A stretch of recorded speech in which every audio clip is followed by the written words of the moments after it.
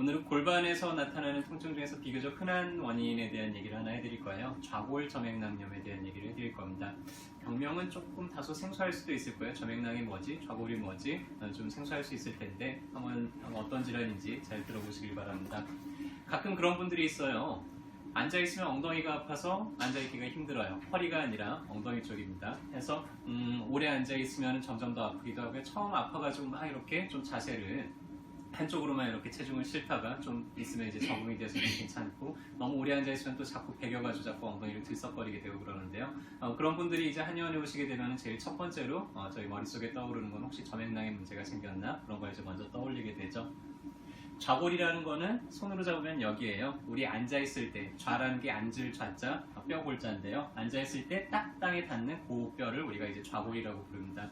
왜 앉아서 오랫동안 앉아서 이제 공부하는 학생들 보면, 왜 목욕탕에서 이렇게 엉덩이 보면은 엉덩이 한 부위만 이렇게 좀 까맣게 색이 좀 발해 있는 부위 있잖아요. 거기가 바로 이제 좌골입니다. 땅이랑 직접 맞닿게 되죠. 땅이랑 직접 뼈하고 맞닿게 되니까 오래 있으면 요 근처가 좀 베기겠죠. 그리고 거기가 뭐 잘못하면 이렇게 피부에 손상이 갈 수도 있을 거예요. 그래서 우리 몸에서는 그런 부위들마다 좀 보호장치가 있는데 그걸 우리가 점액낭이라고 불러요. 안에 전액질, 아주 끈끈한 액체가 가득 차 있는 이런 주머니를 점액낭이라고 부르는데, 좌골에도 커다랗게 이제 점액낭이 붙어 있어서 우리가 좀 오래 앉아 있더라도 무게를 좀 분산시키면서 쿠션처럼 거기를 보호해주는 그런 역할을 하게 되는데요. 어떤 이유 때문에 여기가 자꾸만 이제 자극을 받다 보니까 이 점액낭에 염증이 생기고 부어오르는 그런 질환을 우리가 점액낭염이라고 부르게 됩니다. 점액낭은 우리 몸에 상당히 많은 부위에 있어요. 조금 뼈가 튀어나왔다 싶은 부위들은 대부분 점액낭이 붙어 있습니다. 이런 팔꿈치라든지 무릎 앞쪽이라든지 아니면 옆으로 누울 때 닿는 요 대전자라든지 이런 쪽에 이제 점액낭이 있어서 뼈하고 직접 이렇게 바닥에 닿는 부위들을 좀 보호해주는 그런 역할을 하게 되죠. 이 좌골점액낭에 염증이 생기면은, 염증이 생겼다는 건 거기가 조금 손상이 돼 있어서 지금 한참 이제 복구가 되고 있다는 뜻이죠. 상당히 예민하겠죠. 그래서 거기에 힘이 갈 때마다, 거기가 좀 눌릴 때마다 통증을 느끼게 돼요. 주로는 이제 앉아 있는 게 되게 불편해져요. 해서 엉덩이가 아파가지고 좀 오래 못 앉아 있는 분들이 있고요. 이게 대둔근에 의해서 쌓여있기 때문에 대둔근에 힘을 주는 동작마다 약간 시큰한 그런 통증을 느끼기가 쉽습니다. 가장 대표적으로는 계단을 오르려고 다리를 딛고 이제 오르려고 힘을 쓸 때, 그럴 때 이제 엉덩이에 힘이 들어갈 때 통증을 느끼게 되죠. 좀 경사진데 오를 때 그때 이제 아프다고 하는 경우들이 많고요. 앉았다가 일어나려고 힘쓸 때, 그럴 때 뭐가 좀 시큰하다든지 그런 통증들을 느끼게 됩니다. 점액낭의 통증은 어디 옆으로 번져나가지 않고 딱 그 부위가 아파요. 그래서 진단도 그 부위를 이렇게 눌러봤을 때 상당히 예민해져 있는 걸로 이제 진단을 하게 되고요.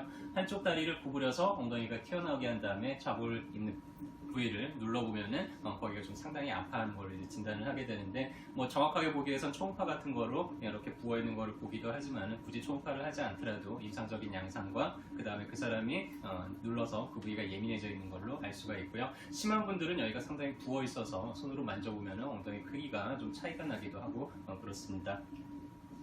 일단은 이런 것들을 예방하려면 오래 앉아있는 분들은요, 이런 쿠션을 좀 사용하면 좋아요. 좌골 부위가 뻥 뚫려있는 이런 방석들이 있어요. 가보면은. 그래서 만약에 이제 점액낭이 자꾸만 좀 재발되는 부위이다, 내가 오래 앉아서 생활한다, 그러면은 이렇게 쿠션 같은 거 좀 깔고 있는 게 좋고요. 쿠션이 약간 경사가 져서 뒤가 두껍고 앞쪽이 얇기 때문에 그렇게 앉아있는 게 조금 더 도움이 됩니다. 평소에는 좀 핫팩 같은 거 엉덩이에다가 깔고 엉덩이를 따뜻하게 하는 게 도움이 되고요. 자, 이 대둔근이라고 엉덩이 근육이 이 좌골을 둘러싸고 있어요. 그래서 대둔근이 좀 두툼한 사람들, 마치 방석처럼 이 대둔근 근육이 엉덩이를 좀 받쳐주는 역할을 하는데, 이 엉덩이 근육이 상당히 좀 약해져 있는 분들이 있어요. 그렇게 되면은 아무래도 이제 좌골에 문제가 생기기가 더 쉽겠죠.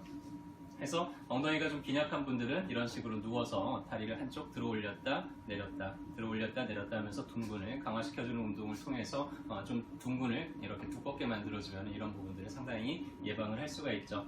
치료는 의외로 간단해요. 염증이 생긴 점액낭을 직접 이렇게 몇 번 자극을 줘 찔러주고, 약간 붉은 침으로 점액낭에 이렇게 구멍을 좀 내주고 나면은 염증들이 좀 빠져나오고 순환이 되면서 쉽게 낫는 편이고요.